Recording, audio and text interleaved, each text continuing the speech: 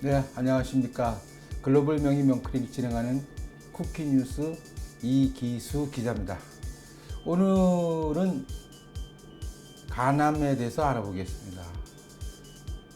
암이라고 그러면 저분 다들 걱정하시죠. 그 중에서도 간암이라 그러면 다들 더 이제 정말 죽었구나 하고 이렇게 깜짝 놀라고 두려워하게 됩니다. 그렇게 무서운 암이 이제 간암인데요.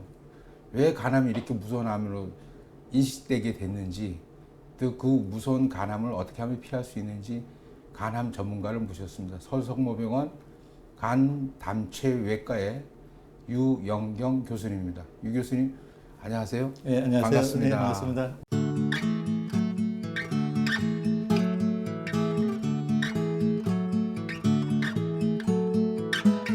간암 주제인데 오늘 네. 간암 발생률이 어느 정도 되는지 먼저 네, 말씀 좀 해주세요. 우리나라에서 이제 간암 발생이 이제 암별로 이렇게 해보면 6등, 7등 정도 이렇게 돼 있는데 남자에서 조금 높은 걸로 돼 있고 이렇게 돼 있습니다. 그래서 그 유병률보다는 이제 사망률이 높다는 것이 굉장히 걱정이죠. 왜 그런 거 하니 이제 이 간암이 주로 생기는 분들이 남자들한테 40대, 50대에 생기는데 전체 연령에서는 6등 정도로 한다고 그러지만 40대에서는 남자 중에서 거의 1등, 2등을 다투거든요. 발생률이? 발생률이. 예. 그러니까 40대라고 남자 40대라고 하면 정말 사회생활 왕성하게 해야 되고 경제적으로도 굉장히 부담이 많이 가는 나이인데 그 나이에 간암이 생기니까 전체적으로 봤을 때는 굉장히 좀 문제가 심각하게 발생할 수 있다. 이렇게 얘기할 수 있습니다. 당사자로서는 굉장히 청천벽력 같겠습니다. 그렇습니다. 예. 암 자체가 사망 진단 선고 받는 것처럼 그렇게 느껴지는데 네. 간암은 더 무섭다 그래요. 그렇게 그렇습니다. 무서운 이유가 왜 그렇습니까? 간암이 이제 무서운 이유가 이제 지금은 많이 좋아지긴 했는데 발견됐을 때 굉장히 진행돼서 발견된다는 점. 왜냐하면 초기에 증상이 이렇게 뚜렷하지 않은 정도가 많아서 그런 점이 하나가 있고 예후가 그렇게 썩 좋지가 않습니다. 그래서 어떤 경우에는 치료를 열심히 해도 결국에는 이제 5년 사망률이 5년 생존율이 치료를 해도 보고에 따라서 30%를 밑도는 경우가 많아서 굉장히 좀 문제가 될 수가 있죠. 5년을 스스로 치료 버티는 환자가 100명 중 30명밖에 안 된다는 거죠. 예, 70명은 돌아가신다는 얘기. 10명 중에 3명, 네. 2~3명에 불과하다는 얘기예요. 예, 무서워할 만하네요. 그렇죠. 그 중에서도 이제 외과에서 수술을 할 수 있는 환자들은 100명을 진단을 하게 되면은 수술이나 다른 치료를 할 수 있는 분들이 반이 안 된다는 것이 아주 심각한 상황이 되는 거죠. 그만큼 진단이 늦다는 얘기인데요. 그죠? 네. 진단이 늦다는 얘기는 증상이 별로 없다는 얘기고 그렇습니다. 그렇다는 얘기는 간은 소화장기 아닙니까? 그렇죠. 우리가 할 때. 그럼 간에 문제가 생기면 암이 크고 그러면 소화에 문제가 있을 텐데 소화효소 분비라든가 이런 거예요. 그게 이제 간이 이제 신비로운 것이 기능을 거의 잃어버릴 때까지 증상이 거의 없다는 것이 예를 들자면 이제 간이 10개의 세포로 움직이고 있다. 그럴 때는 한두 개만 일을 멀쩡하게 해도 나머지 8, 9개가 망가지기 전까지는 증상이 없습니다. 그래서 그게 특별한 이제 특이점이 되겠습니다. 그래서 침묵의 간이라 그러군요. 그렇습니다. 무서운 암이군요. 예. 그 어떻게 그걸 일찌감치 병에 진행되고 있다는 거를 알 수 있는 방법이 없습니까? 그래서 제일 좋은 것이 이제 정기 검진을 통해서 이렇게 하고 혹시 이제 가족이라든가 또 자기가 간암에 걸릴 그 위험성이 많은 분들은 좀 더 자주 예를 들어서 직장 건강검진 같은 건 1년에 한 번씩 하지만 자기가 고위험군에 있는 분들은 적어도 3개월이나 4개월 훨씬 자주 검사를 해야만 조기에 발견돼서 치료할 수 있는 기회를 얻을 수 있다는 겁니다. 고위험군이라고 하면 어떤 사람이에요? 술을 많이 먹는 사람입니까? 당연히 포함이 되어 있고요. 술을 많이 드시는 분들도 있고, 네. 그다음에 이제 자족력 중에 간염을 앓고 계신 분들, 간염. 간염에는 간염에는 우리가 이제 잘 알려져 있는 B형 간염이 있고 C형 간염이 있고 그 이외에 또 우리 최근에는 또 간염이 없어도 우리 최근 들어서 이제 식생활이 아주 서구화 돼가지고 영양 섭취가 충분하기 때문에 고영양화 상태, 특히 말씀드리면 지방간 많이 잘 먹어서 생기는 지방간이 오래 지속이 되면은 거기에 따라서 이제 B형 간염이나 C형 간염 없이도 간암이 생기는 경우가 상당히 늘고 있어서 앞으로는 그것이 큰 또 하나의 문제가 될 것 같습니다. 지방간도 간암을 일으킬 수 있다고 말씀하신 그렇습니다. 거예요? 예. 지방간이라는 거는 간에 기름이 낀 상태. 그렇죠. 이제 우리 몸에서 영양소를 네. 흡수를 하게 되면 일단 간에서 필요한 이제 상태로 전환을 하게 되는데 너무 과영양이 되면은 그걸 지방으로 해서 보존을 하게 되는데 그것이 간에 이 기름 형태로 끼는 것이 지방간이고 그것이 지속이 되면 간 경화가 되고 그 시간이 되면 간 암으로 갈 수 있다. 이것이 잘 알려진 그런 사실입니다. 그렇군요. 보통 간암의 원인은 하면 한 70 내지 80%가 비C형 간염에 의한 것이라고. 네, 아직도 이제 우리나라는 그렇게- 비형 간염이 예. 제일 많고요. 뭐 통계에 따라 다르지만 70% 가까이는 비형 간염이 있고 나머지는 이제 C형 간염 이렇게 돼 있는데 요즘에 비형 간염이나 C형 간염은 약물이 아주 잘 개발이 돼 가지고 거의 완치되다시피 하는 경우가 많은데 비형 간염이나 C형 간염이 미리 이렇게 치료를 하면 조금 줄여줄 수 있지만 이미 이제 비형 간염이나 C형 간염을 오래 알아가지고 치료를 안 했던 분들이 간 경화가 있는 분들은 보통 이제 다른 정상인 분들보다 간암 발생할 확률이 100배에서 300배 정도 높다고 그러니까 그런 분들은 아까 말씀드린 정기 검진을 땡겨서 몇 달 만에 해야 되는 것이 굉장히 필수적인 상황이에요. 간 경변증이 온 사람들, 네. 비C형 간염에 의해서 간이 딱딱하게 굳은 사람들은 훨씬 더 위험도가 높다. 그렇습니다. 그럼 100배나. 100배, 300배까지도 얘기하는 거죠. 네. 그럼 간 경변이 오면 거의 100% 간암에 걸릴 수 있다 하고 그렇진 봐도 않습니다. 그렇진 그렇진 않고 않습니까? 네, 아. 또 간 경화가 있다 하더라도 네. 평생 그냥 돌아가실 때까지 간암에 안 걸린 분들도 사실은 더 많지만 일반 이제 보통 분에 비해서 훨씬 많고 간 경화가 오지 않았다 하더라도 간염이 있는 분들은 간암이 생길 수도 있습니다. 간암 환자가 늘고 있습니까? 줄고 있습니까? 간암 환자의 절대 수는 네. 늘고 있습니다. 왜 그런 거 절대 아니? 숫자는? 예, 왜 그런 거 아니? 수명이 길어지니까 네. 더군다나 예, 그 걸릴 수 있는 기회는 많고 그러나 전체 그냥 퍼센트로 따진다면 전체에서는 좀 줄지만 절대 수는 증가하고 있다.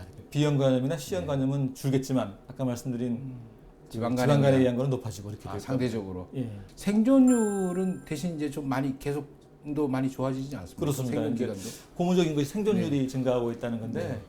그 이제 아까도 잠깐 말씀드렸다시피 치료 방법이 좋아져서 하는 것도 약간 있겠지만 조기에 발견돼서 생존율이 높아지는 것이 훨씬 크다고 이렇게 저희는 해석을 하고 있는데요. 조기 진단 효과다. 조기 진단되기 때문에 네. 이제 위험 인자가 많이 알려져 있고 네. 또 아까 말씀드린 대로 정기 검진의 그런 횟수가 잦아지니까 초기에 발견되면 그만큼 치료할 수 있는 기회가 많아져서 환자의 통계를 내는 데서 초기에 있는 환자들 이 군이 많아지니까 전체적인 생존율은 높아지는 걸로 보이지만 실제 이제 정확하게 진행된 환자들 진행됐을 때 치료를 시작하면 그분들 생존율은 아직도 좋지는 않죠. 정기 검진이라 그러면 피 검사하고 초음파 검사 정도. 네, 그 정도만 그 정도만 충분합니다. 하면 예, 됩니까? 네. 예. 1년에 한 번씩은 이제 뭐 간의 그냥 검사뿐만 아니라 내시경이라든가 이런 걸 해서 전체적으로 체크하는 것은 뭐 제가 볼 때는 뭐 몇십만 원 내에서 다 해결될 수 있을 것 같으니까 충분히 커버 가능할 거고 국가에서도 지금 굉장히 이런 데 대한 이 서포트가 국가 잘 돼 있어서 암검진이 돼 있으니까. 예. 굉장히 잘 돼 있어서 네. 그게 앞으로 쭉 잘 이행이 되면 굉장히 획기적으로 많이 조기 발견되고 치료할 수 있다고 기대를 하고 있습니다. 아, 그렇군요. 보통 조기 암은 이제 간암도 역시 병기가 이제 구분이 되겠죠. 네. 사이즈별로 구분합니까? 아니면 네. 개수로 구분합니까? 저희가 이제 사이즈 개수를 다 나누는데요. 네. 제가 이제 잠깐 말씀드리면 간암을 분류하는 방법이 네. 제가 언젠가 한번 찾아봤더니 제가 찾은 것만 18가지 분류가 있습니다. 그렇게 많아요? 네. 그래서 이제 어느 분류를 선택하느냐가 이제 그렇게 많다는 것은 어느 분류 하나도 대별을 잘 못한다는 것이거든요. 근데 그 이유가 뭔고 하니 간암 자체의 그런 진행 정도도 생존율에 영향을 끼치지만 간암이 아까 말씀드렸다시피 간 경변이 있기 때문에 간의 기능도 생존율에 영향을 끼치기 때문에 그 두 가지를 조합하느라고 이렇게 복잡한 그 이 병기수를 나눴거든요.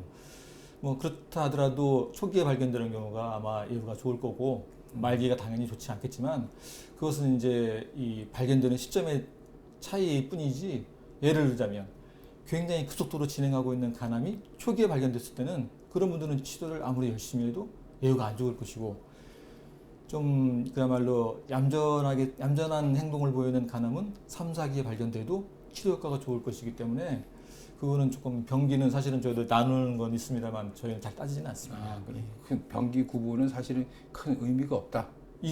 초기일 땐 의의가 있지만 좀 지냈다 하더라도 이렇게 크게 이렇게 신경은 안 쓰고 있는 상황인데 저희가 이제 물론 이제 그 3, 4기에 되면은 타장기, 간 이외에 타장기로 전이될 가능성이 많기 때문에 물론 신경을 써야 되지만 저희가 이제 치료하는 입장에서는 그렇게 많이 거기에 이렇게 집중하고 있지는 않습니다. 아, 그렇군요. 그렇습니다. 증상적으로 볼 때 진단 당시에 암 세포가 네. 한 개만 있는 경우, 어느 한 부위에 한 개만 있는 경우는 그렇게 많지 않은가 봐요. 여러 개 이렇게 다발성으로 생기는 경우도 제법 있는 것 같아요. 네, 그게 저희들의 제일 고민인데요. 예. 영상 검사로 우리가 초음파나 이런 것들을 검사하는데 사이즈가 작은 것들은 잘 안 보일 수가 있고 네.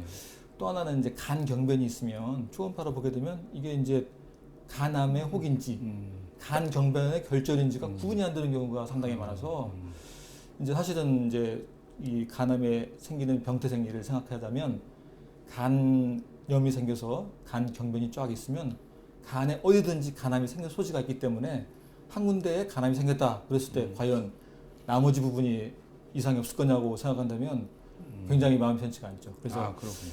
만약에 예를 들어서 이제 한 곳에 간암이 생겨서 거기를 치료를 했는데 얼마 후에 재발을 했다. 그러면 그게 과연 재발을 한 것인지 아니면 원래 조그맣게 있었는데 생긴 건지는 구분할 수가 없는 거죠. 그렇군요. 그래서 어느 한 부위에든 생기면 샅샅이 뒤져야 되겠네요. 그렇습니다.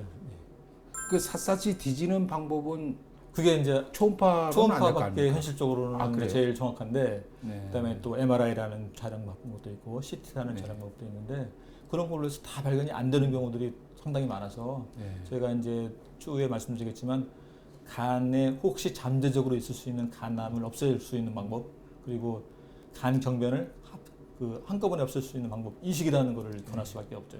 최근에는 이제 처음에 간암이 진단이 내리면 이식할 수 있는지를 먼저 보라고 처음부터.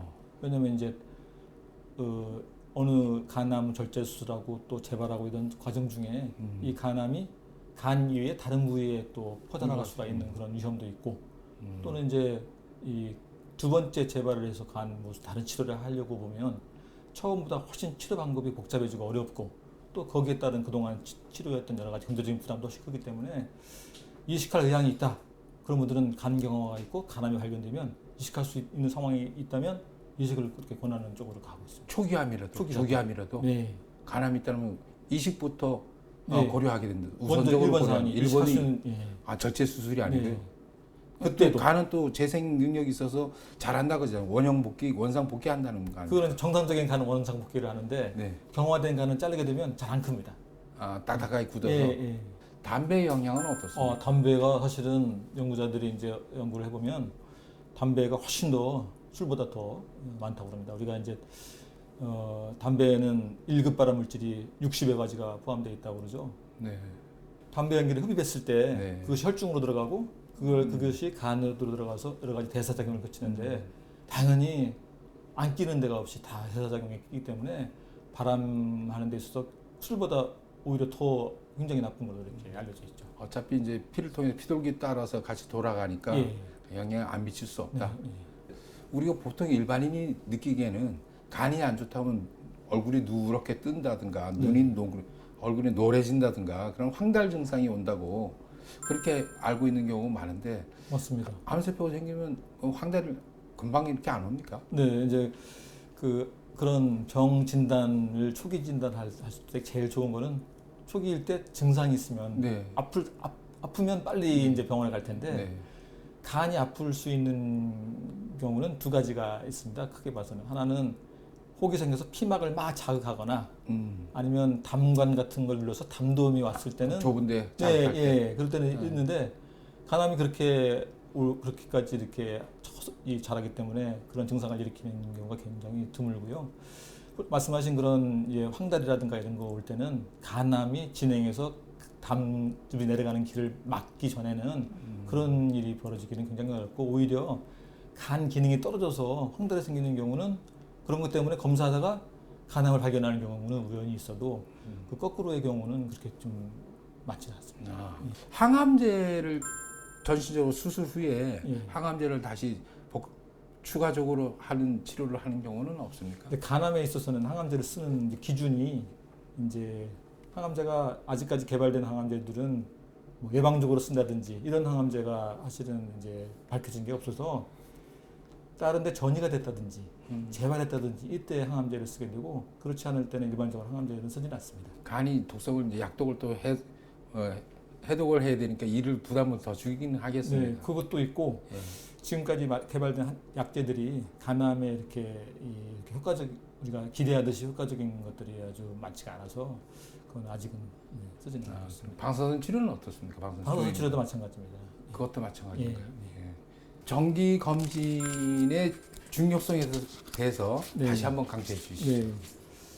그 간암은 이제 진단 대부분의 이제 증상이 없기 때문에 이제 진단하기가 굉장히 어렵습니다. 그래서 본인의 증상이 없을 때는 초기에 발견할 수 있는 방법. 그래서 자기가 특별한 문제가 없고 고위험군이 아니다 그러면 1년에 한 번 정도는 신체 건강 검진을 하면 되겠고요. 이제 가족력이 있다거나 또는 자기가 이제 그 지방간이 있다거나 고위험군, 비형 간염이 있다거나 이런 분들은 꼭 1년에 가까운 이제 내과 선생님들이 상의해서 적어도 2번 이상, 저는 이제 3번 정도, 3개월에 한 번 정도를 권하는데요. 그 정도로 이제 그 혈액 검사, 또 초음파 검사 이런 것들을 통해서 검진을 하면 초기에 발견할 수가 있고 초기에 발견했을 때는 굉장히 치료 효과도 좋다 이렇게 결론 내릴 수가 있고요. 또 다시 한번 강조드리지만 담배 절대 하시면 안 되고 술 당연히 금주 금연 굉장히 중요한 일이고 하나만 마지막으로 추가하면 잘 규명되지 않은 민간요법은 절대 안 하시는 게 좋겠다 이렇게 결론을 내리고 싶습니다. 간 전문가시니까 술이 간에 부담을 준다고 술 끊으라 그러십니다. 애주가 여러분 어떡합니까? 술 줄여야 될 것 같습니다. 오늘 고맙습니다. 간암에 대해서 알아봤는데 궁금하신 거 있으면 저희 홈페이지에 들어오시거나 서울성모병원 유영경 교수님 홈페이지에 들어오셔서 이메일로 질문 주시면 언제든지 답변 드리겠습니다. 오늘 도움 말씀 주신 유영경 교수님한테 다시 한번 감사드립니다. 고맙습니다. 좋은 분 얘기해 주셔서. 감사합니다.